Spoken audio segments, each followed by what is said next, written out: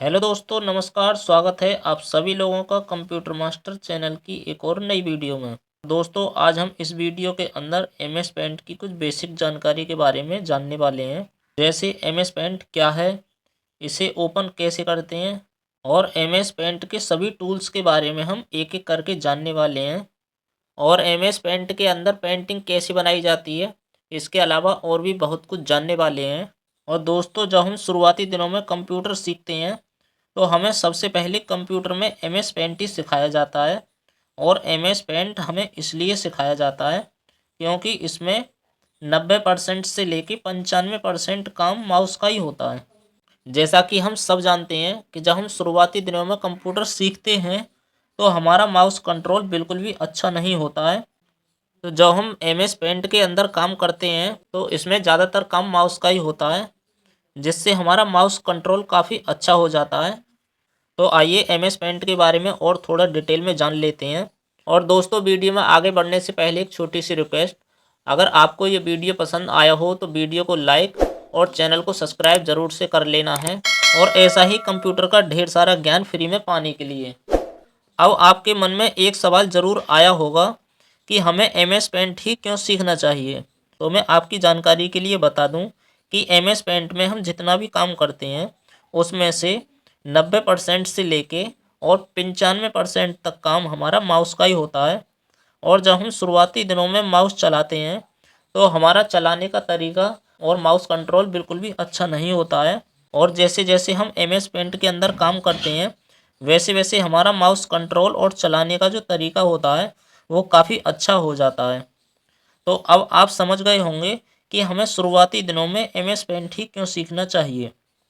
अब आप अगर इस वीडियो को शुरू से लास्ट तक देखते हो बगैर स्किप किए तो मैं आपको 100% गारंटी देता हूँ कि आपका जो माउस चलाने का तरीका है और माउस कंट्रोल है वो काफ़ी अच्छा हो जाएगा, और आपको किसी दूसरी वीडियो देखने की ज़रूरत नहीं पड़ेगी। वीडियो थोड़ा लंबा हो सकता है लेकिन आपको घबराना नहीं है। यूट्यूब पर 3-4 वीडियो देखने से अच्छा है कि आपको पूरी जानकारी एक वीडियो के अंदर ही मिल जाएगी। तो आपको जो है वीडियो स्किप नहीं करनी है, शुरू से लास्ट तक देखनी है आपको वीडियो। तो आइए सबसे पहले हम जान लेते हैं कि एमएस पेंट क्या है। तो आपकी जानकारी के लिए बता दूं कि एमएस पेंट जो है माइक्रोसॉफ्ट कंपनी द्वारा बनाया गया एक पेंट सॉफ्टवेयर है। और वीडियो में आगे बढ़ने से पहले आपकी जानकारी के लिए मैं एक बात और बता दूं कि अगर आप घर बैठे एकदम फ्री में फर्राटेदार टाइपिंग करना सीखना चाहते हैं तो उसके ऊपर मैं ऑलरेडी पहले से ही वीडियो बना चुका हूं। तो उन वीडियो का लिंक डिस्क्रिप्शन में है, आप एक एक करके उन वीडियो को देख सकते हो और घर बैठे एकदम फर्राटेदार टाइपिंग करना सीख जाओगे। अब बात करते हैं कि हम एम एस पेंट को अपने लैपटॉप या कंप्यूटर में चालू कैसे करते हैं। तो मैं आपको बता दूं कि इसे चालू करने के 3-4 तरीके हैं, और मैं जो आपको तरीका बताने वाला हूं ये सबसे आसान तरीका है। तो आप इस तरीके से अगर एम एस पेंट को चालू करते हैं तो बहुत ही आसानी होगी आपको चालू करने में। इसके अलावा मैं आपको और भी तरीके बताऊंगा इसे चालू करने के, तो वो अगली वीडियो में बताऊंगा मैं आपको। फ़िलहाल सबसे आसान तरीका देखते हैं हम कैसे चालू कैसे करना है। तो इसे चालू करने के लिए हमें अपनी कंप्यूटर लैपटॉप में जो विंडो की होती है और आर की जो की होती है इन दोनों को प्रेस करके रखना है। विंडो प्लस आर को एक साथ प्रेस करके रखना है, रन कमांड खुल जाती है ये। जब आप विंडो और आर को प्रेस करोगे एक साथ तो एक रन कमांड खुलेगी। इस तरीके से आपको स्क्रीन पे नज़र आ रही होगी, ऐसे एक रन कमांड खुल जाएगी। इसके अंदर हमें अभी इसमें एक्सेल लिखा हुआ है तो इसे बैक स्पेस से हमें हटा देना है। बैक स्पेस से हटाने के बाद हमें इसमें टाइप करना है एम एस पेंट। इसमें एम एस पेंट ही हमें टाइप करना है। अगर खाली पेंट लिखोगे तो ये चालू नहीं होगा, हमें एम एस पेंट ही लिखना है इसके अंदर। तो ये मैं आपको लिख के दिखाता हूँ।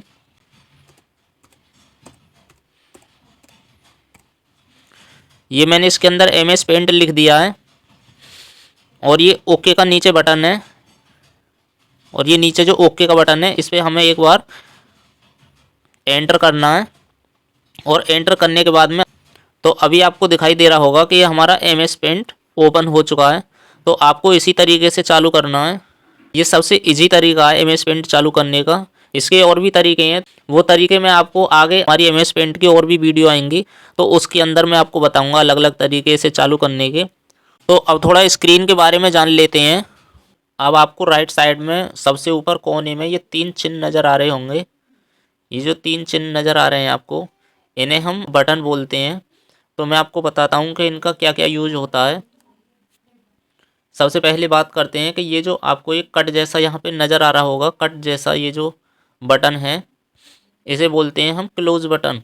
इससे हम अपने पेज से बाहर आ जाते हैं। इस पर हम जैसे ही एक बार ओके करते हैं तो अपने पेज से हम बाहर आ जाते हैं। तो इस पर एक बार जैसे ही ओके करेंगे तो क्लिक करते ही यहाँ पे जो हमने पेज खोल रखा है ये इसे सेव करने के लिए बोल रहा है कि ये पेज जो है हमें सेव करना है या डोंट सेव करना है या कैंसिल करना है। तो अगर हमें पेज सेव करना है तो इस पे आके हम सेव पे क्लिक कर देंगे, अगर सेव नहीं करना है तो इसे डोंट सेव कर देते हैं। तो फिलहाल ये पेज जैसे कि हमें बंद करना है तो डोंट सेव पर हमें एक बार क्लिक कर देना है और ये हम अपने पेज से बाहर आ चुके हैं। तो इसे दोबारा से चालू करते हैं।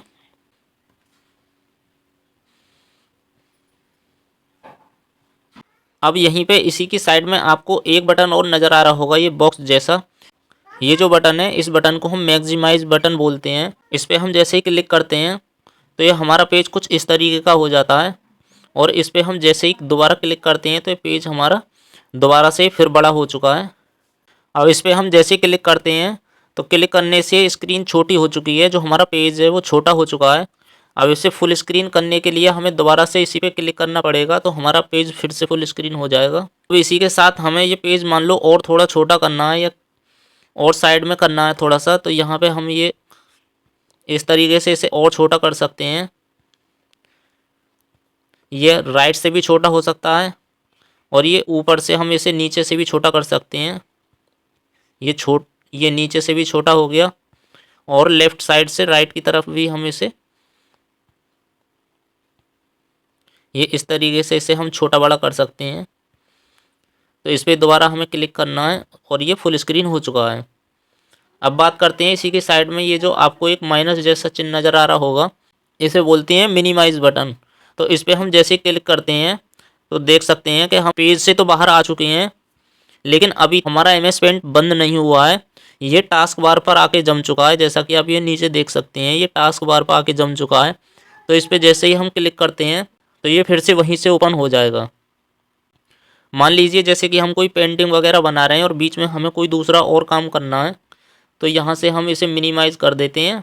मिनिमाइज़ करने के बाद हम दूसरे सॉफ्टवेयर के अंदर हमें जैसे काम करना है तो वो काम पूरा करने के बाद और फिर से यहाँ पे टास्क बार पे आना है और एमएस पेंट का ये जो चिन्ह बना हुआ है, एमएस पेंट सॉफ्टवेयर का ये जो चिन्ह बना हुआ है, इस पर हमें 2 बार क्लिक करना है। क्लिक करने के बाद में ये पेज वहीं से ओपन होगा जहाँ से हमने ये पहले छोड़ा था।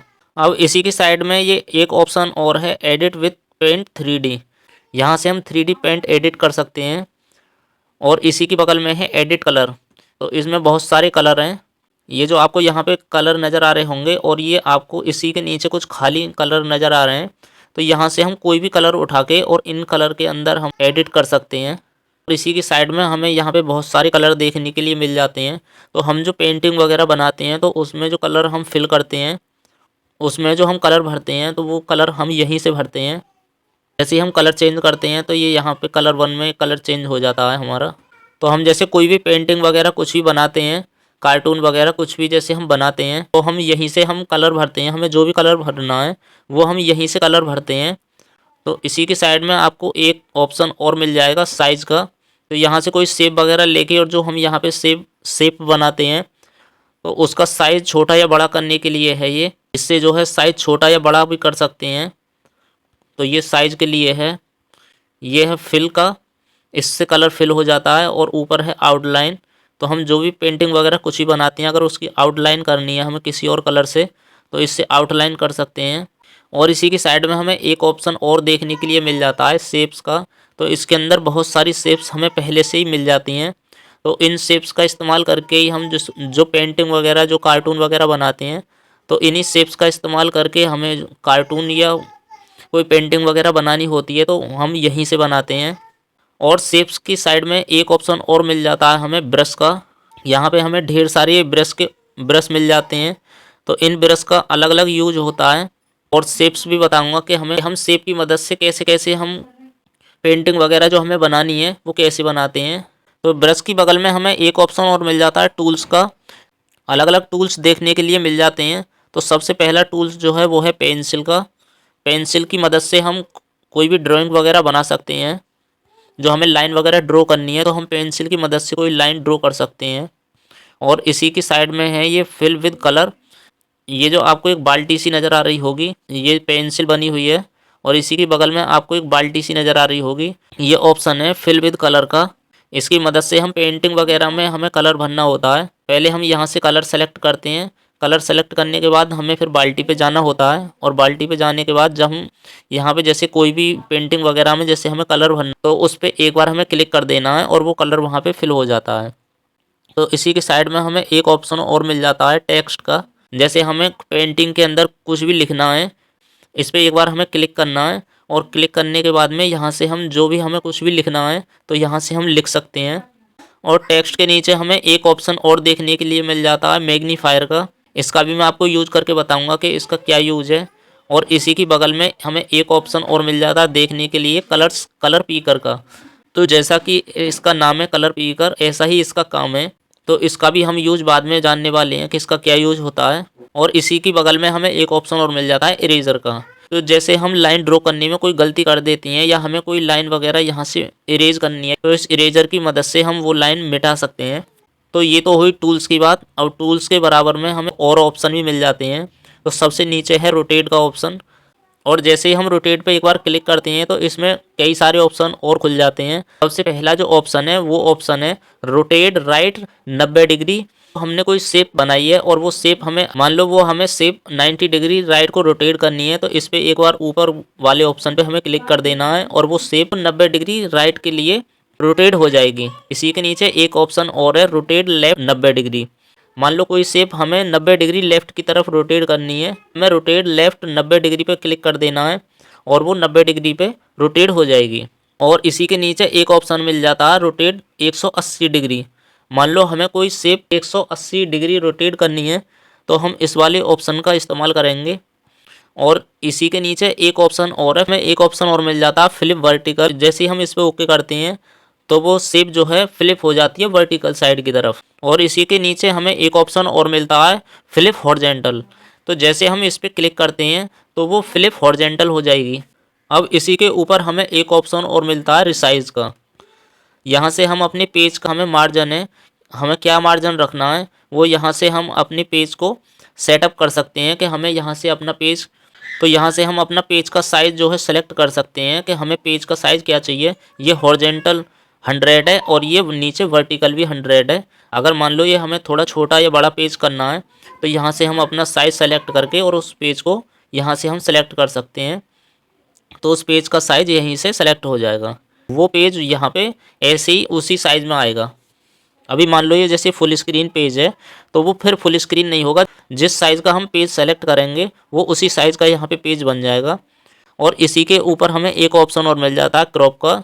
ये फिलहाल अभी इस पर हम ओके नहीं कर सकते क्योंकि यहाँ पे हमने कोई शेप वगैरह नहीं बनाई है जो उसे मैं आपको क्रॉप करके दिखाऊं। तो इसका भी मैं यूज करके बताऊंगा। और इसी की साइड में हमें एक ऑप्शन और मिल जाता है सेलेक्ट का। तो सेलेक्ट पे हम जैसे क्लिक करते हैं तो यहाँ पे हमें बहुत सारे ऑप्शन देखने के लिए मिल जाते हैं। तो इनका भी मैं यूज आपको बाद में बताऊंगा। और इसी की साइड में हमें 3 ऑप्शन और देखने के लिए मिल जाते हैं कट कॉपी पेस्ट। इनका भी मैं आपको यूज बताऊंगा। और इसी के ऊपर हमें 3 बटन देखने के लिए और मिल जाते हैं, फाइल का है, होम का है और व्यू का है। तो इस एरिया को जो बोलते हैं हम मेन्यू बार बोलते हैं। तो इसके अंदर जैसे हम ओके करते हैं तो हमें यहाँ पे काफ़ी सारे ऑप्शन देखने के लिए मिल जाते हैं। तो इनके बारे में हम एकदम डिटेल में जानने वाले हैं। तो मैं आपको एक एक करके इनका सबका यूज बताऊँगा। व्यू के अंदर जैसे हम क्लिक करते हैं तो इसके अंदर भी हमें काफ़ी सारे ऑप्शन देखने के लिए मिल जाते हैं। इसी के ऊपर आप देख सकते हैं ये जो अनटाइटल लिखा हुआ है तो इसे बोलते हैं हम टाइटल बार।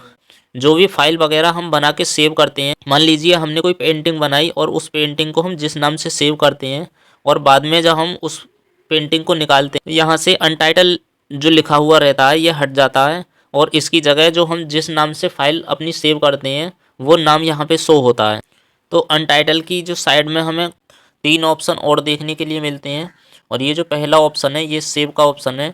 जो भी हम पेंटिंग वगैरह बनाते हैं तो इस पर हमें एक बार क्लिक करना है और यहाँ से हम उस फाइल को जिस नाम से हमें सेव करनी है तो यहाँ से भी हम उसे सेव कर सकते हैं। और सेव बटन की साइड में हमें दो ऑप्शन और देखने के लिए मिल जाते हैं, ये आपको दिखाई दे रहे होंगे। इनमें एक बटन है रीडो का और दूसरा बटन है अंडो का।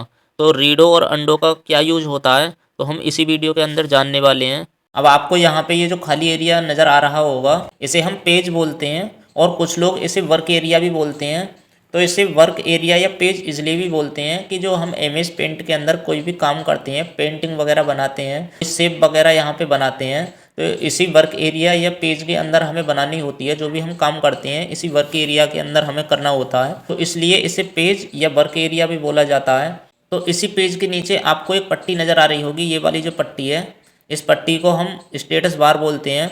और जब हम अपने पेज के ऊपर जब माउस से काम करते हैं तो अभी यहाँ पे आप राइट साइड में यहाँ पे जहाँ पे मेरा माउस का कर्सर है अभी आप देख रहे होंगे, तो जैसे जैसे मैं अपने माउस को दाएं बाएं या ऊपर नीचे लेके जाता हूँ तो इसमें ये शो होता रहता है कि हमारा माउस अभी कितने पिक्सल पर काम कर रहा है।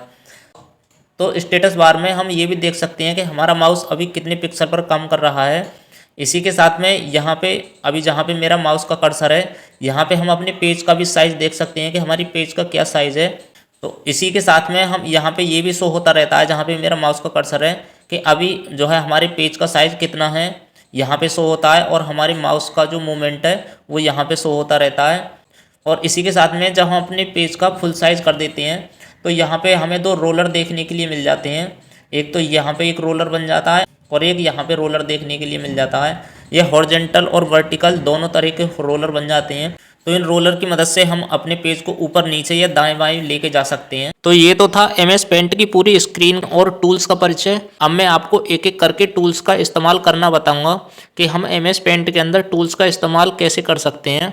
जब हम एमएस पेंट के अंदर कोई भी काम करते हैं तो हमें टूल्स की आवश्यकता होती है, और जब हमें टूल्स के बारे में पता होगा कि हम किस टूल्स का इस्तेमाल कैसे करते हैं तो ही हम एमएस पेंट के अंदर काम कर सकते हैं। तो चलिए मैं आपको एक एक करके टूल्स के बारे में बताता हूँ। तो सबसे पहला जो टूल्स है हमारा वो है पेंसिल। तो मैं आपको बताऊंगा कि पेंसिल का इस्तेमाल क्या होता है एमएस पेंट के अंदर। तो पेंसिल को यहाँ पे इस्तेमाल करने के लिए हमें जाना है पेंसिल वाले आइकन पर और इस पर हमें एक बार माउस का लेफ्ट बटन क्लिक करना है। क्लिक करने के बाद अभी आप देख सकते हो कि जैसे ही मैंने यहाँ पे क्लिक किया है तो पेंसिल के चारों तरफ एक चौकोर बॉक्स बन चुका है। तो इसका यही मतलब है कि ये सेलेक्ट हो चुकी है हमारी पेंसिल और ये काम करने के लिए बिल्कुल रेडी है। एमएस पेंट के अंदर जो इसका यूज होता है वो लाइन ड्रॉ करने के लिए होता है। इससे हम अपनी ड्राइंग वगैरह में लाइन ड्रॉ करते हैं और जो पहाड़ वगैरह बनाते हैं तो पहाड़ बनाने के लिए हम पेंसिल का यूज करते हैं। तो यहाँ पे लाइन ड्रॉ करने के भी दो तरीके हैं। तो सबसे पहला जो तरीका वो पेंसिल का है। तो हमें पेंसिल से लाइन ड्रॉ कैसे करनी है एमएस पेंट के अंदर, जहाँ पे भी हमें लाइन ड्रॉ करनी है अपने पेज पर आ जाना है और माउस का हमें लेफ़्ट बटन दबा के रखना है और जितनी बड़ी हमें लाइन ड्रॉ करनी है तो हमें अपना माउस वहाँ पे ड्रैग करके लेके जाना है इस तरीके से। और अभी आप देख सकते हैं कि ये यहाँ पे इस तरह की ये कुछ लाइन ड्रॉ हो रही है। तो इस तरह की लाइन ड्रॉ करने के लिए हम पेंसिल का यूज़ करते हैं एमएस पेंट के अंदर। अभी मान लीजिए कि हमें लाइन थोड़ी इससे और मोटी लेनी है तो यहाँ पे साइज़ वाला एक ऑप्शन और मिल जाता है। यहाँ साइज़ पे जाना है हमें और जो भी हमें साइज़ रखना है यहाँ से साइज़ सेलेक्ट कर लेना है और इस तरीके से। और अभी आप देख सकते हैं कि लाइन थोड़ी मोटी ड्रॉ हो रही है और थोड़ी हमें मोटी ड्रॉ करनी है लाइन, तो सबसे नीचे वाला ऑप्शन सेलेक्ट करना है और इस तरीके से हम अपनी लाइन ड्रॉ कर सकते हैं। इसी के साथ में अगर मान लीजिए हमें ब्लैक कलर से लाइन ड्रॉ नहीं करनी है, कोई और कलर लेना है, तो यहाँ कलर वाले ऑप्शन में जाके हम अपना कलर भी चेंज कर सकते हैं।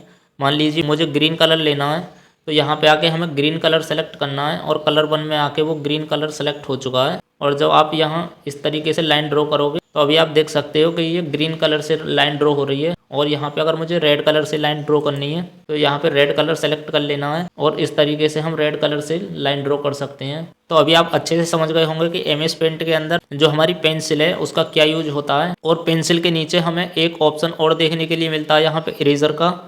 तो आइए जान लेते हैं कि एमएस पेंट के अंदर इरेजर का क्या यूज होता है। तो जैसे ही हम इरेजर पे क्लिक करते हैं तो यहाँ पे चौकोर बॉक्स बन चुका है। तो इसका यही मतलब है कि हमारी इरेजर यहाँ पे सेलेक्ट हो चुकी है। इसका जो यूज होता है एमएस पेंट के अंदर वो किसी लाइन को या किसी शेप को मिटाने के लिए किया जाता है।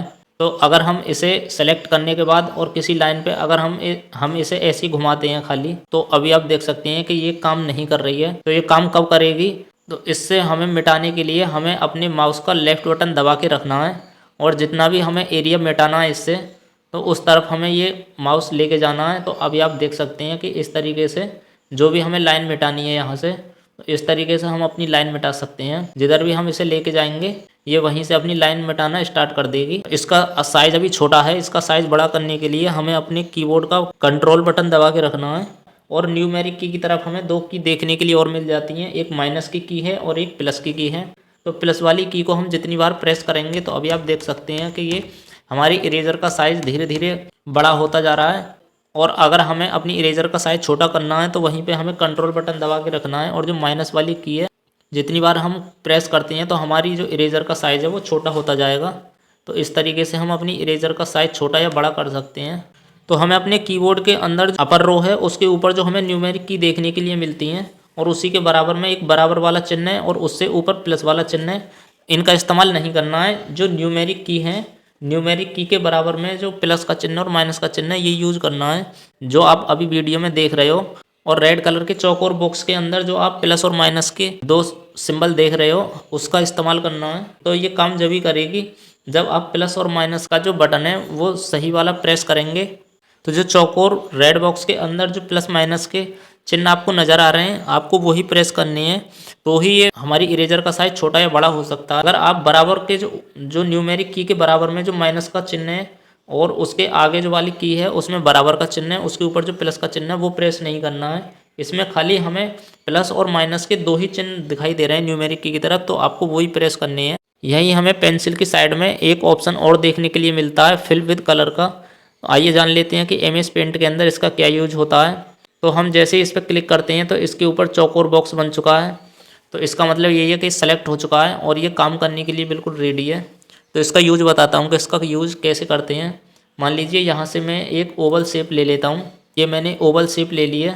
तो अभी इसका जो आउटलाइन है वो रेड है और इसकी आउटलाइन ब्लैक कर लेता हूँ पहले। तो ये ब्लैक हो चुकी है। अब इसके अंदर हमें कोई भी जैसे कलर भरना है, मान लीजिए इस ओवल शेप के अंदर मुझे पीला कलर भरना है। तो पीला कलर भरने के लिए सबसे पहले कलर वाले ऑप्शन में जाएंगे और यहाँ से पीला कलर हम सेलेक्ट कर लेंगे। तो यहाँ से हम पीला कलर सेलेक्ट कर लेते हैं। तो अभी आप देख सकते हैं कि कलर 1 में ये पीला कलर यहाँ पे सेलेक्ट हो चुका है। जैसे ही मैंने फिल विद कलर वाले ऑप्शन पे एक बार और क्लिक किया है तो यहाँ पे तो एक बाल्टी जैसा आइकन बन चुका है।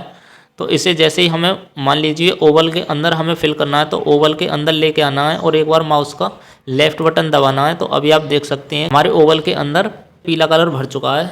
MS पेंट के अंदर इसका यही यूज होता है कि हमें मान लीजिए किसी पेंटिंग के अंदर या हमें किसी शेप के अंदर कलर भरना है तो सबसे पहले हमें कलर वाले ऑप्शन में जाना है, कलर सेलेक्ट करना है। उसके बाद हमें फिर से फिल विद कलर वाले ऑप्शन पे आके क्लिक करना है और जहाँ भी हमें कलर भरना है वहाँ पे आके हमें एक बार क्लिक कर देना है और वो कलर वहाँ पे भर जाएगा। इसी की साइड में हमें एक ऑप्शन और देखने के लिए मिलता है टेक्स्ट का। तो MS पेंट के अंदर टेक्स्ट का क्या यूज होता है चलिए जान लेते हैं। तो जैसे ही हम इस पर क्लिक करते हैं तो अभी आप देख सकते हैं कि चौकोर बॉक्स बन चुका है। तो इसका मतलब यही है कि अभी ये काम करने के लिए बिल्कुल तैयार है। हमें अपने माउस का एक बार लेफ्ट बटन दबाना है। तो अभी आप यहाँ पे देख सकते हैं कि छोटी छोटी लाइन का एक चौकोर बॉर्डर बन चुका है। यहाँ पे जैसे कि कुछ अपने पेंटिंग के अंदर या शेप के अंदर हमें कुछ भी लिखना है तो यहाँ से हम लिख सकते हैं।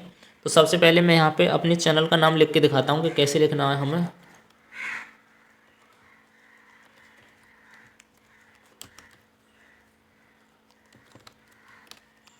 तो यहाँ पे मैंने अपने चैनल का नाम लिख लिया है। तो अभी मान लीजिए कि ये जैसे पीले कलर में है और अगर इसका मुझे कलर चेंज करना है तो सबसे पहले ये सेलेक्ट करना है। तो सेलेक्ट कैसे करेंगे, हमारा माउस का जो कर्सर है वो हमें लास्ट से शुरू की तरफ लेके आना है। अपने माउस का लेफ्ट बटन दबा के रखना है और जो भी टेक्स्ट हमने लिखा है तो लास्ट से शुरू की तरफ लेके आना है। तो अभी आप देख सकते हैं कि यहाँ पे ये पूरा सेलेक्ट हो चुका है और यहाँ कलर वाले ऑप्शन में जाके हम जो भी कलर यहाँ पे सेलेक्ट करते हैं, सेलेक्ट करने के बाद अभी आप देख सकते हैं कि यहाँ पे जैसे जैसे हम कलर चेंज कर रहे हैं तो वैसे वैसे हमारे टेक्स्ट का यहाँ पे कलर भी चेंज हो रहा है। तो यहाँ से हम अपने टेक्स्ट का कलर चेंज कर सकते हैं। तो यहाँ पे अभी मैं ब्लैक कर लेता हूँ और मान लीजिए कि हमें यहाँ पे जो हमारे टेक्स्ट का फ़ॉन्ट साइज़ है ये थोड़ा छोटा करना है या बड़ा करना है। तो यहाँ पे हमें फ़ॉन्ट साइज़ देखने के लिए मिल जाता है, ये सबसे ऊपर फ़ॉन्ट साइज़ देखने के लिए मिल जाता है। तो यहाँ पे हम जो भी फ़ॉन्ट साइज़ रखना चाहें मान लीजिए मुझे अपना फ़ॉन्ट साइज़ 20 रखना है, तो एक बार 20 पे क्लिक कर देता हूँ मैं, तो अभी फ़ॉन्ट साइज़ 20 हो चुका है। मान लीजिए थोड़ा और मुझे बड़ा करना है, तो मैं इसे 48 कर लेता हूँ। तो 48 करने के बाद में अभी आप देख सकते हैं कि फ़ॉन्ट साइज़ और बड़ा हो चुका है। और जो ये मैंने अभी यहाँ पे फ़ॉन्ट लिखा है, तो ये टेक्स्ट का फ़ॉन्ट जो है थोड़ा बोल्ड करना है, तो यहाँ से आके हम बोल्ड कर सकते हैं, अनबोल्ड कर सकते हैं। तो ये मान लीजिए कि जैसे हमें अपने फ़ॉन्ट का साइज़ थोड़ा यहाँ से छोटा या बड़ा करना है, तो अभी मैंने आपको इसमें छोटा या बड़ा साइज़ करने के लिए बताया है। अब यहाँ से हमें अपना फ़ॉन्ट अगर बोल्ड करना है, तो यहाँ पे ये जो बी वाला सिंबल बना हुआ है, इस पर एक बार अगर आप क्लिक कर देते हो तो ये बोल्ड हो जाएगा, और दोबारा अगर क्लिक कर देते हो तो ये अनबोल्ड हो जाएगा। वहीं पे अगर ये हमें इटैलिक करना है, तो इटैलिक वाले ऑप्शन पे अगर हम एक बार क्लिक करते हैं तो ये इटैलिक हो चुका है। और वहीं से ये अगर हमें अंडरलाइन करना है, तो ये एक नीचे लाइन आ चुकी है, तो इस तरीके से हम इसे अंडरलाइन कर सकते हैं। और अगर ये हमें ट्रांसपेरेंट करना है, तो यहाँ से हम इसे ट्रांसपेरेंट भी कर सकते हैं। और अगर हमें इसके बैकग्राउंड में कलर भरना है, तो कलर में जाके और यहाँ से हम जो भी कलर सेलेक्ट करते हैं, अभी आप देख सकते हैं कि बैकग्राउंड में ये कलर चेंज हो रहे हैं। तो यहाँ पे हम अपने बैकग्राउंड में जो भी कलर रखना चाहें, तो इस तरीके से हम अपने बैकग्राउंड में वो कलर रख सकते हैं। जो इसमें कलर 1 का जो ऑप्शन होता है, वो हमारे टेक्स्ट का कलर चेंज करने के लिए होता है, और कलर 2 का जो ऑप्शन है इसमें, वो बैकग्राउंड के लिए, बैकग्राउंड का कलर चेंज होगा इससे। तो यहाँ पे एक बात और ध्यान देने वाली है कि जब मान लीजिए कि हमें इसमें जो भी चेंज वगैरह करना है, तो हम इसमें चेंज तभी तक कर सकते हैं जब तक ये छोटी छोटी लाइन वाला बॉर्डर हमारे टेक्स्ट के चारों तरफ है, तभी तक हम इसमें कुछ चेंज वगैरह चेंज कर सकते हैं। अगर हमने गलती से भी अगर बाहर क्लिक कर देते हैं इस तरीके से, और अभी जो आपको यहाँ पे एक बॉर्डर दिखाई दे रहा होगा छोटी लाइन वाला, वो यहाँ से हट चुका है, तो अब इसमें हम कोई भी चेंज वगैरह यहाँ से नहीं कर सकते। अगर हम कहीं बाहर दोबारा क्लिक करते हैं, तो यहाँ से दोबारा टेक्स्ट लिखने के लिए फिर से आ जाता है। तो आपको जो भी चेंज वगैरह इसमें करना है, तो हम चेंज तभी तक कर सकते हैं जब तक इसके अंदर छोटी लाइन वाला वो बॉर्डर रहता है। तो यहीं पे मैंने अपना पेज थोड़ा क्लियर कर लिया है, ताकि मैं और ऑप्शन के बारे में आपको बता सकूं। तो यहीं पे हमें इरेजर की साइड में हमें एक ऑप्शन और देखने के लिए मिल जाता है, कलर पिकर का। तो जैसा कि इसका नाम है कलर पिकर, ऐसा ही इसका काम है। इसका काम क्या होता है एमएस पेंट के अंदर, इसका काम होता है कलर पिक करना। मान लीजिए कि हमें कोई कलर अगर एक शेप से उठा के दूसरी शेप में रखना है, और यहाँ से हमें कलर सेलेक्ट नहीं करना है, केवल अगर ये वाला हमने ओवल शेप लिया है, ओवल शेप का कलर जो है किसी और शेप में जाके भरना है। मान लीजिए कि मैं यहाँ से एक जो है रेक्टेंगल शेप ले लेता हूँ, तो यहाँ पे मैंने एक रेक्टेंगल शेप ले ली है। तो अगर मान लीजिए कि मुझे इस ओवल का जो पीला कलर है वो इसके अंदर भरना है, और यहाँ से हमें कलर सेलेक्ट नहीं करना है, तो सबसे पहले हमें करना क्या है कि कलर पिकर वाले ऑप्शन पे आना है। ऑप्शन पे जाके एक बार क्लिक करते हैं, तो ये यहाँ इसके चारों तरफ एक चौकोर छोटा बॉक्स बन चुका है। तो इसका मतलब है कि काम करने के लिए रेडी है, और हमें उस कलर पे आ जाना है जो कलर हमें यहाँ से पिक कराना है। और यहाँ पे आके हमें अपनी माउस का एक बार लेफ्ट बटन प्रेस कर देना है। तो जैसे यहाँ पे अभी आप देख सकते हैं मैंने प्रेस किया है अपनी माउस का लेफ्ट बटन, तो कलर 1 में वो पीला कलर आ चुका है। फिल विद कलर वाले ऑप्शन पे आ जाना है, और यहाँ पे हमें जैसे क्लिक करेंगे, और हमें अपने रेक्टेंगल शेप के अंदर उस आइकन को लेके आना है। और जैसे ही हम एक बार अपनी माउस को लेफ्ट बटन प्रेस करते हैं, तो अभी आप देख सकते हैं कि यहाँ पे वो कलर भर चुका है। मान लीजिए कि किसी इमेज का अगर कलर हमें किसी शेप के अंदर भरना है, जो कि हमारे लैपटॉप या हमारे कंप्यूटर में कोई इमेज है, अगर उसका कलर हमें किसी शेप के अंदर या किसी पेंटिंग के अंदर भरना है, तो वो कलर भी हम भर सकते हैं। तो वो कैसे भर सकते हैं, सबसे पहले मैं इसे सेलेक्ट करके डिलीट कर लेता हूँ। तो यहाँ पे सेलेक्ट वाले ऑप्शन पे जाके एक बार क्लिक करना है, और यहाँ से हमें ये सेलेक्ट कर लेना है इस तरीके से। और जो हमारे कीबोर्ड में डिलीट बटन है उसको एक बार प्रेस करना है, यहाँ से डिलीट हो चुका है। तो यहाँ से मैं दोबारा एक छोटा रेक्टेंगल शेप ले लेता हूँ इस तरीके से, और मैं यहाँ पे जो मेरे लैपटॉप के अंदर सेव इमेज है, तो वो सेव इमेज मैं यहाँ से सेलेक्ट कर लेता हूँ। कि मान लीजिए मुझे यहाँ पे गूगल प्ले स्टोर का जो आइकन है उसका कोई कलर इस शेप के अंदर मुझे भरना है। मान लीजिए रेड कलर है, ये अगर हमें अपने रेक्टेंगल शेप के अंदर भरना है, तो इसे कैसे भरेंगे कलर पिकर द्वारा। सबसे पहले कलर पिकर वाले ऑप्शन पे जाके एक बार क्लिक कर देना है, और यहाँ से जो भी कलर हम सेलेक्ट करेंगे, तो अभी आप देख सकते हैं कि जैसे ही मैंने यहाँ पे रेड कलर पे ओके करा, तो कलर 1 में हमारा रेड कलर आ चुका है। फिर जाना है हमें फिल विद कलर वाले ऑप्शन पे, उस पर एक बार क्लिक कर देना है, और ये जो बाल्टी वाला आइकन है ये सेलेक्ट हो चुका है। और हमें अपने रेक्टेंगल शेप के अंदर आके एक बार माउस का लेफ्ट बटन प्रेस करना है, तो ये वाला जो रेड कलर है वो इसके अंदर आ चुका है। तो अभी आप अच्छे से समझ गए होंगे कि जो कलर पिकर का काम है एमएस पेंट के अंदर, वो क्या काम होता है, हमें यहीं पे हमें कलर पिकर के बराबर में एक ऑप्शन और देखने के लिए मिल जाता है मैग्नीफायर का। तो एमएस पेंट के अंदर मैग्नीफायर का क्या यूज होता है, चलिए जान लेते हैं। यदि हमें अपनी पेंटिंग के अंदर कोई चीज़ अगर जूम करके देखनी है या शेप के अंदर कोई चीज़ जूम करके देखनी है, तो ये जूम करने का जो काम करता है वो मैग्नीफायर द्वारा होता है। इसमें मान लीजिए कि हमें यहाँ से ये चीज़ जूम करके देखनी है, तो अपने माउस का हमें लेफ़्ट बटन दबाना है एक बार, और ये वहाँ से जितनी बार हम अपने माउस का लेफ़्ट बटन दबाएंगे ये उतनी बार जूम होती रहेगी। और इसे जूम इन करने के लिए हमें अपने माउस का लेफ़्ट बटन दबाना है, और जूम आउट करने के लिए माउस का राइट बटन हमें प्रेस करना है। तो ये धीरे धीरे अपने शेप में आ जाएगी। तो अभी आप अच्छे से समझ गए होंगे। और यहीं पे टूल्स की साइड में हमें एक बटन और देखने के लिए मिल जाता है शेप का। तो इन शेप्स का इस्तेमाल करके हम जो भी पेंटिंग वगैरह बनाते हैं, तो इनका भी इस्तेमाल करके हम पेंटिंग वगैरह बना सकते हैं। और जो भी हमें यहाँ पे शेप वगैरह ड्रॉ करनी है, तो एक दो शेप मैं आपको ड्रॉ करके दिखाऊंगा। तो सबसे पहले मैं यहाँ पे आपको एक लाइन ड्रॉ करके दिखाऊंगा कि हमें यहाँ शेप के अंदर लाइन ड्रॉ कैसे करनी है। तो सबसे पहले वाला जो ऑप्शन है लाइन का, इस पर हमें क्लिक करना है और इसके चारों तरफ चौकोर बॉक्स बन चुका है। तो अभी यहाँ पे लाइन ड्रॉ करने के लिए बिल्कुल रेडी है। तो लाइन ड्रॉ करने के लिए हमें क्या करना है, अपने माउस का हमें लेफ़्ट बटन दबा के रखना है, और जहाँ से लेकर जहाँ तक हमें अपनी लाइन ड्रॉ करनी है, हमें अपने माउस का लेफ़्ट बटन दबा के रखना है, और वहाँ तक हमें इस तरीके से माउस को ड्रैग करते हुए आगे की तरफ लेके जाना है। और अभी आप देख सकते हैं कि इस तरह की ये कुछ लाइन ड्रॉ हो चुकी है। तो अभी आपको ये लाइन यहाँ से थोड़ी यहाँ से थोड़ी टेढ़ी दिखाई दे रही होगी। अगर आपको एकदम बिल्कुल सीधी लाइन खींचनी है, तो आप किस तरीके से खींचोगे कि आपको कीबोर्ड का शिफ्ट बटन दबा के रखना है।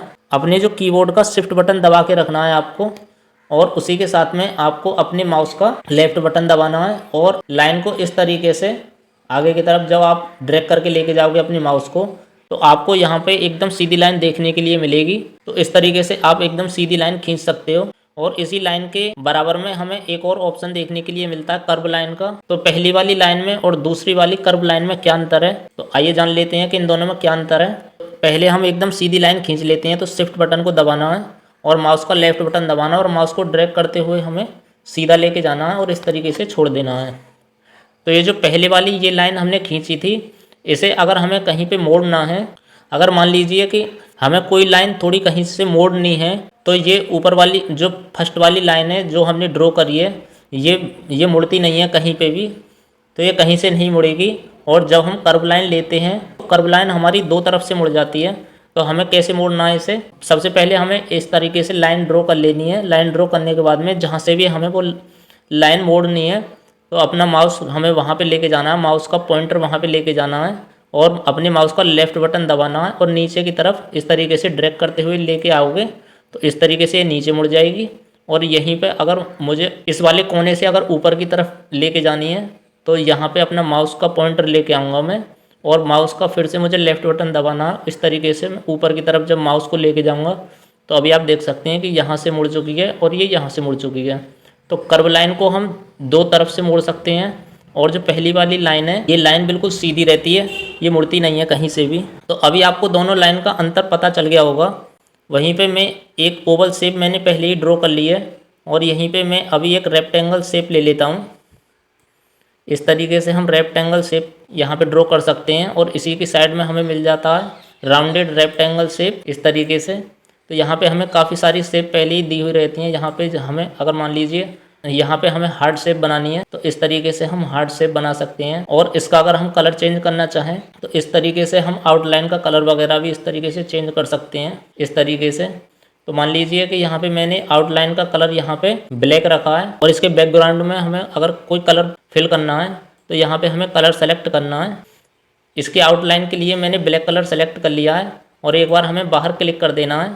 अभी आप देख सकते हैं इसकी तरफ जो बॉर्डर बना हुआ था वो बॉर्डर हट चुका है। और इसके बैकग्राउंड में अगर हमें कलर भरना है, तो फिर से कलर वाले सेक्शन में जाना है, और यहाँ पे कलर वन में अभी आप देख सकते हैं कि रेड कलर आ चुका है, और यहाँ पे जाना है फिल विद कलर वाले ऑप्शन पे, और एक बार हमें यहाँ फिल विद कलर वाले ऑप्शन पे एक बार ओके करना है। ओके करने के बाद में ये बाल्टी यहाँ पे सेलेक्ट हो जाएगी, और इसको अपने शेप के अंदर लेके आना है, और यहाँ पे माउस का एक बार हमें लेफ़्ट बटन प्रेस कर देना है। इस तरीके से ये इसमें कलर सेट हो जाएगा। तो अभी आप अच्छे से समझ गए होंगे कि हमें शेप कैसे बनानी है, और इसके अंदर हमें कलर कैसे भरने हैं। तो यहाँ पे जैसे कि हम शेप ड्रॉ करते हैं इस तरीके से, ये हम कोई शेप वगैरह यहाँ पे जैसे कि ड्रॉ करते हैं तो उसका कलर चेंज करने के साथ साथ हम उसका थोड़ा साइज भी छोटा या बड़ा कर सकते हैं। ये आउटलाइन का जो साइज है, जो ये आउटलाइन है, इसका साइज हम छोटा बड़ा भी कर सकते हैं। तो कैसे करना है, सबसे पहले हमें जाना है साइज वाले ऑप्शन पे और हमें जितना अपनी आउटलाइन का साइज रखना उस तरीके से हम अपनी आउटलाइन का साइज यहाँ से सेलेक्ट कर लेते हैं। तो हमारी आउटलाइन का साइज कुछ इस तरीके का हो जाएगा। अब यहीं पे हमें शेप्स के बराबर में दो ऑप्शन और देखने के लिए मिलते हैं। इसमें एक ऑप्शन है आउटलाइन का और दूसरा ऑप्शन है फिल का। तो चलिए जान लेते हैं कि एमएस पेंट के अंदर इनका क्या यूज होता है। जब हम आउटलाइन पे सेलेक्ट करते हैं तो हमें यहाँ पे काफ़ी सारे ऑप्शन देखने के लिए मिलते हैं, जैसे कि no outline, solid colour, crayon, marker, oil, natural pencil और वाटर कलर। तो इनका क्या यूज होता है अभी मैं आपको बताता हूँ। तो सबसे पहले मैं यहाँ पे एक शेप ड्रॉ कर लेता हूँ। तो ये वाली शेप हम ड्रॉ कर लेते हैं, राउंडेड रेक्टेंगल शेप मैं यहाँ पे सेलेक्ट कर लेता हूँ इस तरीके से। और अभी चलते हैं हम आउटलाइन वाले ऑप्शन पे। इस पर हम जैसे क्लिक करते हैं तो हमें काफ़ी सारे ऑप्शन यहाँ पे देखने के लिए मिल जाते हैं। तो सबसे पहला जो ऑप्शन है वो है नो आउटलाइन। अगर हम इस पर ओके कर देते हैं तो हमारी आउटलाइन यहाँ से हट जाती है।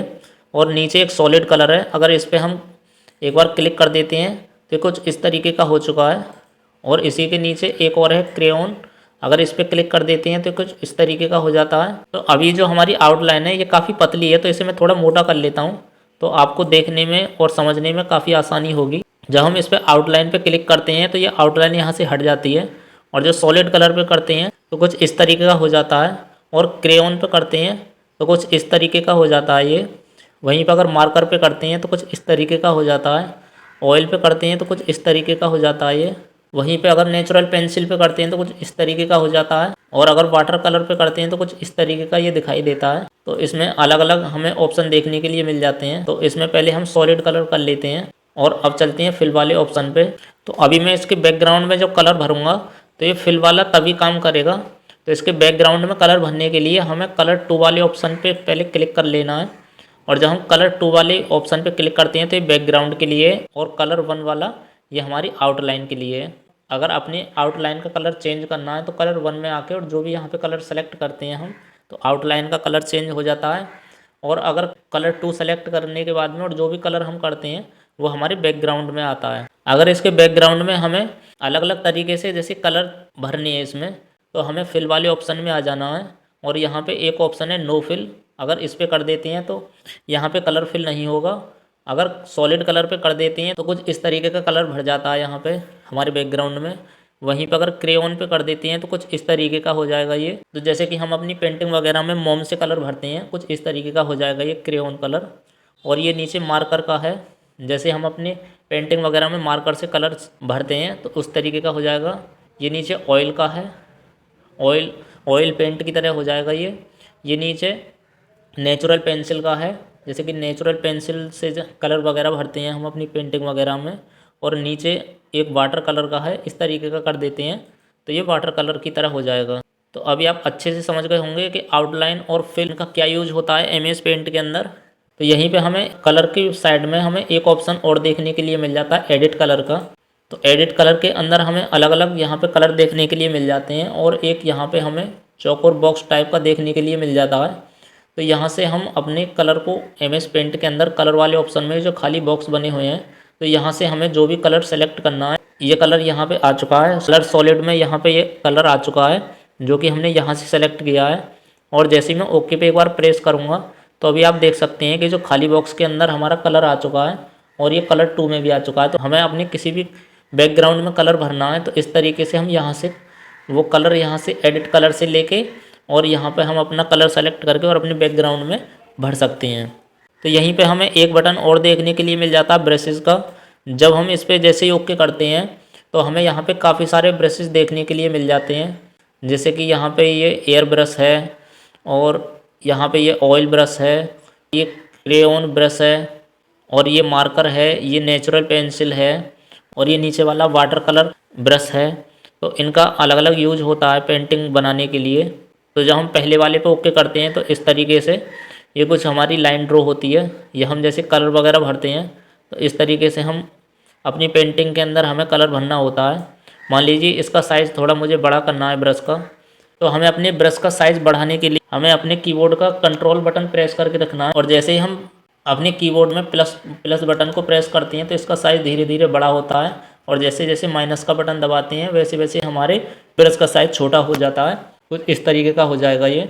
तो इनका अलग अलग यूज होता है। इसी के साथ अगर हम इसका कलर चेंज करना चाहें तो कुछ इस तरीके से हम कलर चेंज कर सकते हैं कलर 1 में आके। और मान लीजिए मुझे रेड कलर लेना है यहाँ पे, तो इस तरीके से हम रेड कलर भी ले सकते हैं।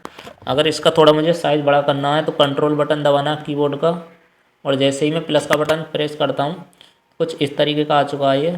इस तरीके से हम अपनी पेंटिंग वगैरह में कलर भर सकते हैं। तो अभी आप अच्छे से समझ गए होंगे कि ब्रशेज का हमें यूज कैसे करना है। और इसी के बराबर में हमें एक बटन और देखने के लिए मिल जाता है इमेज का। तो इसमें जो सबसे पहला ऑप्शन है वो है रोटेट का। रोटेट में हमें काफ़ी सारे ऑप्शन देखने के लिए और मिल जाते हैं। जैसे हम इस पर क्लिक करते हैं तो हमें काफ़ी सारे ऑप्शन और देखने के लिए मिल जाते हैं। जैसा कि सबसे पहला ऑप्शन है rotate right 90 degree, rotate 90 degree left, rotate 180 degree, flip vertical और फ्लिप हॉरिजॉन्टल। तो हमें इसका यूज कैसे करना है, तो यहाँ पे मैं एक एरो ड्रॉ कर लेता हूँ। तो मैंने एक एरो ड्रॉ कर लिया यहाँ पे।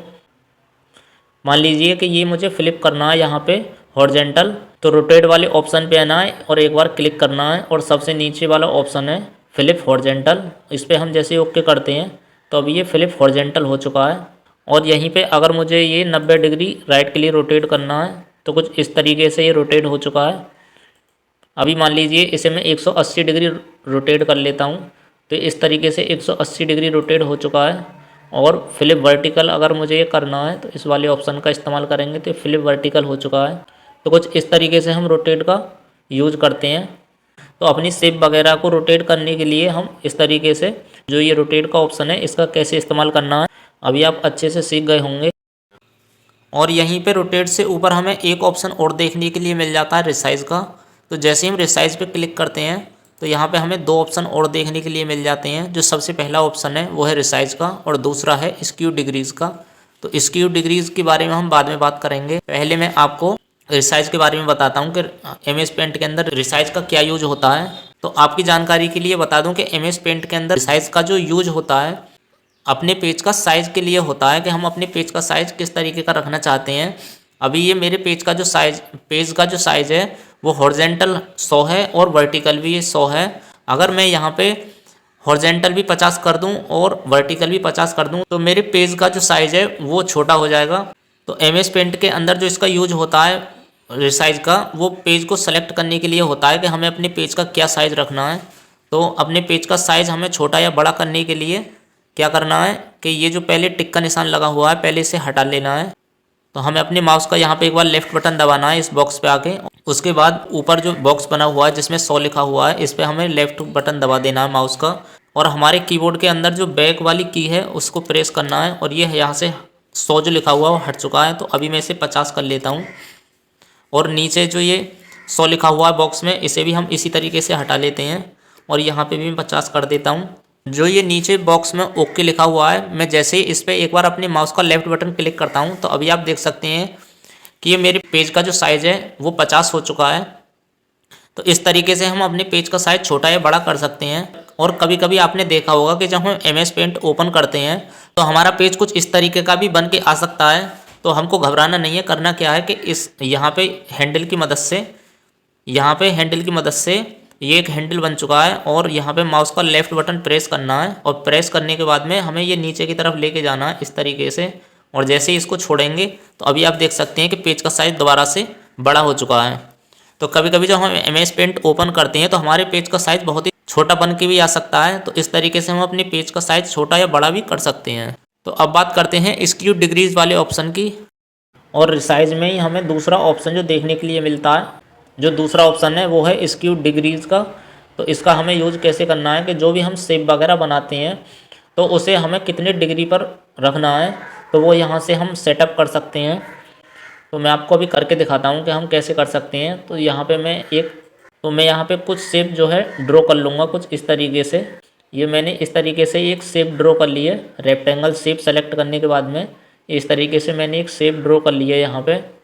और ड्रॉ करने के बाद में हमें अपने पेज पर कहीं बाहर एक बार क्लिक कर देना है। अपने माउस के लेफ्ट बटन से हमें अपने पेज पर बाहर कहीं भी क्लिक कर देना। इसके जो चारों तरफ बॉर्डर था वो बॉर्डर हट चुका है। तो हमें इसको सेलेक्ट करना है, पूरे शेप को इसको हमें सेलेक्ट करना है। तो सेलेक्ट कैसे करेंगे, ये जो सेलेक्ट वाला ऑप्शन है इस पर हमें एक बार ओके कर देना है। ऊपर जो बॉक्स बना हुआ है इस पर हमें क्लिक कर देना है। तो अभी आप देख सकते हैं कि इसके चारों तरफ चौकोर बॉक्स बन चुका है। हमें अपनी माउस का लेफ्ट बटन दबाना है और माउस को ड्रैग करते हुए पहले हमें राइट की तरफ लेके जाना है और फिर जैसे ही नीचे की तरफ लेके जाएंगे तो अभी आप देख सकते हैं कि पूरी ये सेलेक्ट हो चुकी है। जो हमने शेप बनाई है ये पूरी सेलेक्ट हो चुकी है। फिर जाना है हमें रिसाइज वाले ऑप्शन पे और स्क्यू डिग्रीज पे जाना है। मान लीजिए इसे मुझे हॉरिजॉन्टल 50 डिग्री करना है, तो हॉरिजॉन्टल मैंने ये 50 कर ली है। और करने के बाद में जो ओके का ऑप्शन है इस पर मैं जैसे ही क्लिक करूँगा तो अभी आप देख सकते हैं कि यह हॉरिजॉन्टल 50 डिग्री हो चुका है। तो इसे वर्टिकल भी 50 डिग्री करके देखते हैं और जैसे ही ओके पे एक बार हम क्लिक करते हैं तो कुछ इस तरीके से अब ये वर्टिकल भी 50 डिग्री हो चुका है। तो अभी आप अच्छे से सीख गए होंगे कि रिसाइज स्क्यू डिग्रीज में क्या अंतर है और इसका हम यूज कैसे कर सकते हैं। और रिसाइज के ऊपर हमें एक ऑप्शन और देखने के लिए मिल जाता है क्रॉप का। तो अभी फ़िलहाल जब हम इस पर क्लिक करते हैं तो ये अभी काम नहीं कर रहा है। तो ये काम कब करेगा, इसका काम जो होता है MS पेंट के अंदर वो क्रॉप का काम होता है, कटिंग करने का। ये यहाँ से जितना हमें एरिया काटना होता है अपनी शेप का तो ये उसकी कटिंग करने के लिए है। अभी मैं आपको करके दिखाता हूँ। मैं यहाँ से अभी एक ओवल शेप ले लेता हूँ और ये मैंने ओवल शेप यहाँ पे ड्रॉ कर ली है। ड्रॉ करने के बाद में जैसे ही मैं अपने पेज पर बाहर क्लिक करता हूँ, क्लिक करने के बाद में यहाँ पे मुझे ये ओवल शेप सेलेक्ट करनी है। तो सेलेक्ट करने के लिए मुझे सेलेक्ट वाले ऑप्शन पे आ जाना है और चौकोर जो ये बॉक्स बना हुआ है इस पर हमें एक बार क्लिक करना है। क्लिक करने के बाद में ये ओवल शेप मुझे यहाँ से सेलेक्ट कर लेनी है इस तरीके से। और जैसे ही मैं इसे सेलेक्ट कर लेता हूँ तो अभी आप देख सकते हैं कि क्रॉप जो है ये डार्क ब्लैक में आ चुका है और पहले ये लाइट ब्लैक में था, अब ये डार्क ब्लैक में हो चुका है। तो अब इसका हम यूज़ कर सकते हैं। जब ये डार्क ब्लैक हो जाएगा तब इसका हम यूज कर सकते हैं। तो इसका यूज कैसे करना है कि क्रॉप वाले ऑप्शन पे जाना है और इस पर हमें एक बार ओके कर देना है। और जैसे ही मैं क्रॉप पे यहाँ पे क्लिक करता हूँ तो अभी आप देख सकते हैं कि मैंने जितना साइज़ यहाँ पे सेलेक्ट किया था केवल वो साइज़ बचा हुआ है और बाकी साइज़ यहाँ से डिलीट हो चुका है। तो जैसे हम क्रॉप करते हैं और क्रॉप करने के बाद में जितना एरिया हम सेलेक्ट करते हैं केवल वो एरिया बच जाता है, बाकी का एरिया जो है हमारा डिलीट हो जाता है। तो अभी आप अच्छे से समझ गए होंगे कि MS पेंट के अंदर क्रॉप का क्या यूज होता है। अब इमेज बटन में ही हमें एक बटन और मिल जाता है यहाँ पे सेलेक्ट का। तो सेलेक्ट पे हम जैसे ही यहाँ पे क्लिक करते हैं तो मैं जैसे ही सेलेक्ट पे यहाँ पे क्लिक करता हूँ तो यहाँ पे हमें काफ़ी सारे ऑप्शन देखने के लिए मिल जाते हैं। तो इनका क्या क्या यूज होता है इसे समझने के लिए मैं सबसे पहले यहाँ पे एक शेप ड्रॉ कर लेता हूँ। ये मैं एक ओवल शेप यहाँ पे ड्रॉ कर लेता हूँ कुछ इस तरीके से और इसके अंदर मैं एक कलर भर लेता हूँ। ये मैंने यहाँ पे कलर भर लिया है। तो सबसे पहले हमें सेलेक्ट वाले ऑप्शन पे जाना है। तो आइकन बना हुआ है इस पर जब हम जैसे क्लिक करते हैं तो ये रेक्टेंगुलर सिलेक्शन जो लिखा हुआ है इस पर एक बार क्लिक करने के बाद में और यहाँ से भी हम सेलेक्ट कर सकते हैं। इसे दोनों का एक ही यूज है और दोनों एक ही हैं ये। तो इसे सेलेक्ट करने के बाद में हम क्या क्या कर सकते हैं, मान लीजिए कि ये यहाँ से हमने जैसे ये सेलेक्ट कर लिया इसे हम मूव करा सकते हैं अपने पेज के ऊपर। दूसरा अगर मान लीजिए ये हमें डिलीट करना है, यहाँ से हमारे कीबोर्ड में जो डिलीट बटन है उसको एक बार प्रेस करना है और ये यहाँ से डिलीट हो चुका है। तो अभी आप समझ गए होंगे कि सेलेक्ट करने के बाद में हम इसे क्या क्या कर सकते हैं। और इसी के नीचे हमें एक और ऑप्शन देखने के लिए मिलता है फ्री फ्रॉम सिलेक्शन। इस पर मैं जैसे क्लिक करता हूँ और यहाँ पे फ्री फ्रॉम सिलेक्शन का जो लोगो है वो आ चुका है कि हम अपने माउस का लेफ्ट बटन दबाने के बाद में मान लीजिए मैंने ये डिज़ाइन बनाई थी अभी यहाँ पे और अपने कीबोर्ड का जैसे मैं डिलीट बटन प्रेस करता हूँ तो अभी आप देख सकते हैं कि वो डिज़ाइन यहाँ से डिलीट हो चुकी है। चलिए इसे पहले जैसा कर लेता हूँ मैं। इसके अलावा मान लीजिए कि ये डिज़ाइन यहाँ से हमें निकाल के और कहीं बाहर लेके जानी है तो इस तरीके से मैं इस डिज़ाइन को बाहर भी लेके जा सकता हूँ। तो अभी आप इसे भी अच्छे से समझ गए होंगे कि इसका क्या यूज होता है। इसी के नीचे हमें एक ऑप्शन और देखने के लिए मिल जाता है सेलेक्ट ऑल का। जैसे ही हम सेलेक्ट ऑल करते हैं इसे सेलेक्ट ऑल करने के बाद में ये हमारा पूरा पेज यहाँ पे सेलेक्ट हो चुका है और अपने पूरे पेज को हम इस तरीके से मूव करा सकते हैं। तो आपका सेलेक्ट ऑल भी क्लियर हो गया होगा। इसी के नीचे हमें एक ऑप्शन और देखने के लिए मिलता है इन्वर्ट सेलेक्शन। तो इन्वर्ट सेलेक्शन का क्या यूज होता है MS पेंट के अंदर इसे भी जान लेते हैं। जितना बीच मुझे रखना है उतने बीच को मैं सेलेक्ट कर लूँगा और उतने बीच को सेलेक्ट करने के बाद में मैं जाऊँगा सेलेक्ट वाले ऑप्शन पे और यहाँ पे मैं इन्वर्ट सेलेक्शन कर लेता हूँ। इन्वर्ट सेलेक्शन करने के बाद में आप देख सकते हैं कि ये जो पूरा पेज है वो सेलेक्ट ऑल हो चुका है और जैसे ही मैं अपने कीबोर्ड में जो डिलीट बटन है उसको प्रेस करूँगा, अभी आप देख सकते हैं कि जैसे ही मैंने अपने कीबोर्ड का डिलीट बटन प्रेस किया, जितना बीच मैंने सेलेक्ट किया था केवल वो बीच बचा हुआ है और बाकी का जो सेव वगैरह थी वो यहाँ से डिलीट हो चुकी है। तो अभी आप अच्छे से समझ गए होंगे कि इन्वर्ट सिलेक्शन क्या होता है। अब इसी के नीचे हमें एक डिलीट का ऑप्शन और मिलता है, तो इससे हम डिलीट कर सकते हैं जो सेव वगैरह बनाई है उसे हम डिलीट कर सकते हैं। तो डिलीट करने के लिए मान लीजिए हमें ये इतना डिलीट करना है यहाँ से, तो इतने बीच को हमको रेक्टेंगुलर सिलेक्शन करके, और ये मैंने सेलेक्ट कर लिया है, फिर मुझे जाना है डिलीट वाले ऑप्शन पे और जैसे मैं इसे डिलीट करता हूँ तो अभी आप देख सकते हैं कि जितना बीच मैंने सेलेक्ट किया था वो डिलीट हो चुका है, बाकी की जो बची हुई शेप है वो हमारी बच चुकी है। इसी के नीचे हमें एक ट्रांसपेरेंट सिलेक्शन और मिल जाता है। तो ट्रांसपेरेंट सिलेक्शन का यूज मैं बताता हूँ कि एमएस पेंट के अंदर क्या यूज होता है।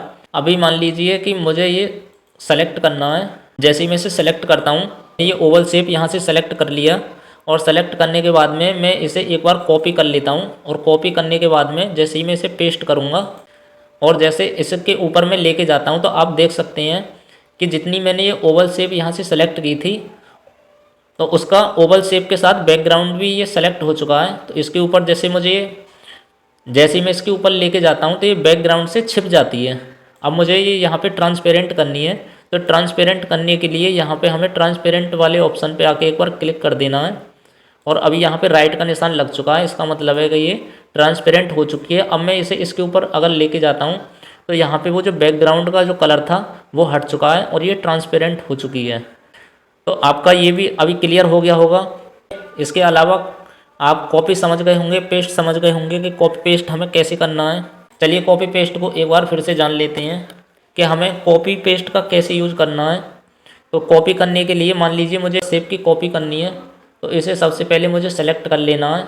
जैसे कि मैंने सेलेक्ट कर लिया तो इसे कॉपी करने के दो तरीके हैं, एक तो मैं शॉर्टकट की का इस्तेमाल करके इसे कॉपी कर सकता हूँ और दूसरा जो हमें ये कॉपी पेस्ट दिए हुए हैं इनका भी यूज करके इसे कॉपी और पेस्ट कर सकते हैं। तो शॉर्टकट की का यूज हम बाद में करेंगे। मैं आपको ए से जेड तक की जो जितनी भी शॉर्टकट की हैं तो उनके बारे में मैं आपको बाद में डिटेल में बता दूंगा। फिलहाल जो हमारे सामने है उसका यूज करते हैं। तो ये मैंने पहले सबसे पहले मैंने ये सेलेक्ट कर लिया। सेलेक्ट करने के बाद में कॉपी वाले ऑप्शन पे जाना है और क्लिक कर देना है। कॉपी हो चुकी है, फिर जाना पेस्ट वाले ऑप्शन पे। पेस्ट वाले ऑप्शन पे जाने के बाद में जैसे ही हम क्लिक करते हैं तो आप देख सकते हैं कि पेस्ट हो चुका है इस तरीके से। तो अभी इसका बैकग्राउंड कलर नहीं आया होगा क्योंकि यहाँ से मैंने ये पहले ही ट्रांसपेरेंट कर रखा है और इसे हम दोबारा से पेस्ट करते हैं तो एक और आ चुका है। कॉपी हमें एक बार करनी है और जितनी बार हमें इसे पेस्ट करना है उतनी बार हम इसे पेस्ट कर सकते हैं। तो कॉपी पेस्ट का जो मतलब होता है वो यही होता है कि जिस चीज़ को हम कॉपी करते हैं वो भी रहती है और पेस्ट करने के बाद में हम उसकी और भी कॉपी निकाल सकते हैं। अब यहीं पे एक ऑप्शन और है कट का, तो सबसे पहले मैं इसे सेलेक्ट कर लेता हूँ, उसके बाद में मैं इसे कट कर देता हूँ। कट करने के बाद में वो यहाँ से हट चुकी है, डिलीट नहीं हुई है, केवल वो हटी है। और जैसे मैं यहाँ पे पेस्ट करूँगा तो ये यहाँ पे आ चुकी है, मतलब यहाँ से कट होने के बाद में यहाँ पे आ चुकी है। कॉपी में और कट में अभी आप अंतर समझ गए होंगे कि दोनों में क्या अंतर। तो क्लिपबोर्ड के अंदर हमें कब कॉपी पेस्ट ये 3 बटन देखने के लिए मिल जाते हैं, तो इनका यूज आप अच्छे से समझ गए होंगे। इसी के ऊपर हमें 3 बटन और देखने के लिए मिल जाते हैं, फाइल, होम और व्यू। तो फाइल पे जैसे ही हम क्लिक करते हैं तो यहाँ पे जो सबसे पहला ऑप्शन है वो है न्यू का। जैसे हम न्यू पे क्लिक करते हैं तो जो हमारा ये पेज है वो पेज हट जाएगा और हमारा एकदम न्यू फ्रेश पेज यहाँ पे आ जाएगा। तो मैं न्यू पे जैसे यहाँ पे क्लिक करता हूँ तो ये जो हमारा पेज बना हुआ है, जो सेव बनाई है, इसे सेव करने के लिए यहाँ से परमिशन मांग रहा है अभी। तो ये हमें जैसे कि सेव नहीं करनी है तो इसे डोंट सेव करते हैं। तो एकदम ये फ्रेश पेज मतलब न्यू पेज आ चुका है। और ओपन करने के लिए जैसे कि हमने यहाँ से जब मैं ओपन पे क्लिक करता हूँ तो जो भी हमें अपनी फाइल वगैरह यहाँ पे खोलनी है, जैसे कि मैं इसे play store, Google play store का आइकन है, इस पर जैसे मैं क्लिक करके ओपन करता हूँ तो इस तरीके से खुल चुकी है। जो हमारी पुरानी फाइलें जो हम बना चुके हैं उन्हें ओपन करने के लिए इसी के नीचे हमें एक ऑप्शन और मिल जाता है यहाँ पे सेव का। तो जैसे ही मैं यहाँ पे सेव पे क्लिक करता हूँ तो ये यहाँ पे ये सेव करने के लिए यहाँ पे आ जाता है। जो हम ड्राइंग वगैरह या कोई सेव वगैरह हम यहाँ से सेव करना चाहते हों तो हमें फाइल पे जाना है और सेव वाले ऑप्शन पे जाना है और उस फाइल को हम जिस नाम से सेव करना चाहें उस नाम से सेव कर सकते हैं। इसी के नीचे हमें एक ऑप्शन और मिल जाता है सेव एज का। तो सेव एज में हम हमने सेव वगैरह बनाते हैं और कोई ड्राइंग वगैरह जैसे कि हम बनाते हैं तो उसको हम अलग अलग फॉर्मेट में चेंज कर सकते हैं, जैसे कि PNG है, JPG है और BMP है, जिप है, अदर फॉर्मेट है, उसके अंदर हम इसे चेंज कर सकते हैं। इसी के नीचे हमें एक ऑप्शन और मिल जाता है प्रिंट का। मान लीजिए जो हमने यहाँ पे कोई अपनी फाइल वगैरह सेव कर रखी है और उसका हमें प्रिंट निकालना है, तो हम यहाँ पे प्रिंट वाले ऑप्शन पे जाएंगे। यहाँ पे हमें 3 ऑप्शन देखने के लिए मिलते हैं, प्रिंट का, पेज सेटअप का और प्रिंट प्रीव्यू का। तो हम अपनी फाइल का प्रिंट निकाल सकते हैं, यहाँ से पेज सेटअप कर सकते हैं और यहाँ से प्रिंट प्रीव्यू देख सकते हैं कि हमारा पेज किस तरीके का दिखाई देता है। इसी के नीचे हमें एक ऑप्शन और देखने के लिए मिल जाता है, सेंड इन ईमेल। जैसे कि हमने कोई ड्राइंग वगैरह बनाई है, उसको हमें अपनी ईमेल पे सेंड करना है, तो उसे हम सेंड कर सकते हैं। तो यहाँ पे एक ऑप्शन और मिल जाता है, सेट एज डेस्कटॉप बैकग्राउंड। तो जो मतलब सेव वगैरह या कोई पेंटिंग वगैरह बनाई है, अगर हम उसे अपने डेस्कटॉप पर सेट करना चाहते हैं बैकग्राउंड के रूप में, तो वो यहाँ से हम सेट कर सकते हैं। इसी के नीचे हमें एक ऑप्शन और मिल जाता है प्रॉपर्टीज़ का। जो हमने अपनी कोई पेंटिंग वगैरह या कोई सेव वगैरह बनाई है, तो उसके बारे में हम देख सकते हैं, तो उसकी प्रॉपर्टीज़ के बारे में जान सकते हैं कि कितने साइज़ की है और इसे हमने कब सेव किया है, उसके बारे में हम जान सकते हैं। और प्रॉपर्टीज़ के नीचे हमें एक ऑप्शन और देखने के लिए मिल जाता है यहाँ पे, अबाउट पेंट का। इस पर हम जैसे ही क्लिक करते हैं तो MS पेंट की कुछ डिटेल में यहाँ पे जानकारी आ जाती है। और इसी के नीचे हमें एक ऑप्शन और मिलता है एग्जिट का। जैसे हम इस पर क्लिक करते हैं, फिलहाल ये सेव नहीं करनी है तो डोंट सेव करते हैं, तो एग्जिट करने से हम अपने पेज के बाहर आ चुके हैं। और इसी की साइड में हमें एक ऑप्शन और देखने के लिए मिल जाता है यहाँ पे, व्यू का। व्यू के अंदर हम अपने पेज को जूम इन कर सकते हैं, जूम आउट कर सकते हैं। हमें अपने पेज को 100 रखना है तो यहाँ से 100 रख सकते हैं। और इसी की साइड में हमें 3 ऑप्शन और देखने के लिए मिलते हैं, रोलर का और ग्रिड लाइन का है और स्टेटस बार का है। तो जैसे ही मैं रोलर पर क्लिक करता हूँ तो अभी आप देख सकते हैं कि ये दोनों साइड ये रोलर शो हो रहे हैं, हॉरिजॉन्टल और वर्टिकल दोनों साइड ये रोलर शो हो जाते हैं। इसे हटाने के लिए यहीं पे हमें दोबारा क्लिक करना है तो ये हट जाएगा, और अगर इस पर एक बार और क्लिक कर देते हैं तो ये यहाँ पे रोलर आ जाते हैं। तो इसे फ़िलहाल मैं हटा लेता हूँ। इसी के नीचे हमें ग्रिड लाइन का ऑप्शन और मिल जाता है। इस पर मैं जैसे क्लिक करता हूँ तो यहाँ पे हमें छोटी छोटी लाइनें वर्टिकल और हॉरिजॉन्टल दोनों तरह की देखने के लिए मिल जाती हैं। तो इसे फ़िलहाल हम हटा लेते हैं। और तीसरा जो ऑप्शन है, इसमें अगर हमें नीचे अपना स्टेटस बार देखना है, ये जो नीचे स्टेटस बार है अगर ये शो कराना है तो इस पर हमें ओके करके रखना है। और अगर ये शो नहीं कराना है तो अभी आप देख सकते हैं कि मैंने यहाँ से ये राइट का निशान कट कर दिया, तो यहाँ से हमारा जो स्टेटस बार है वो हट चुका है। और दोबारा स्टेटस बार शो कराने के लिए इस पर दोबारा क्लिक करना है और ये हमारा स्टेटस बार यहाँ से आ चुका है। इसी के ऊपर हमें एक बटन और देखने के लिए मिल जाता है, अनटाइटल प्रिंट का। तो अभी यहाँ पे जैसे कि अनटाइटल लिखा हुआ है, यहाँ पे मैं कोई शेप वगैरह जैसे कि ड्रॉ कर लेता हूँ, ओवल शेप ड्रॉ कर लेता हूँ और इसके अंदर मैं येलो कलर भर लेता हूँ।